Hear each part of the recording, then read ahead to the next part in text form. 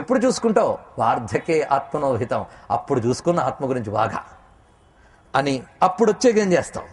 వృద్ధోహం, అప్పుడేమంటాడో చూడండి. వృద్ధోహం, ముందు బాలోహం అన్నాడు, తర్వాత యువోహం, ఇప్పుడు వృద్ధోహం, నేను వృద్ధుణ్ణి. ఇప్పుడు ఏం చేస్తావు? మమ కార్యాణి సమస్తాన్ని నగోచరే, ఇప్పుడు ఏం చేయాలో తెలియడం లేదంట అప్పుడు. ఎందుకంటే ఏం చెయ్యాలన్నా ఏ అవయవం సహకరించదు.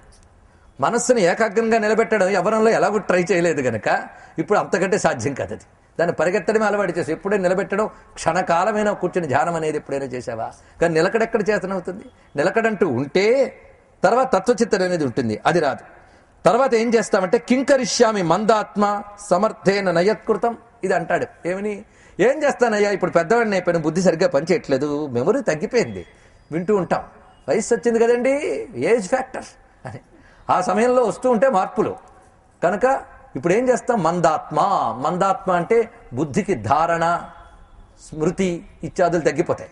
చెప్పింది గుర్తు పెట్టుకుని ఉంచుకోడు, ఎప్పుడు జరిగింది కూడా గుర్తురాదు, పేర్లు మర్చిపోవడం, రూపాలు మర్చిపోవడం, విషయాలు మర్చిపోవడం మొదలవుతూ ఉంటుంది అప్పుడు. కనుక మందాత్మ అవుతాడు.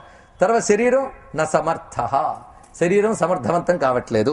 ఈ స్థితికో వెళ్ళి ఏవం దురాశయా క్షిప్త మానస పురుష సదా, ఇలా మొత్తం జీవితం ఏం చేశాడు?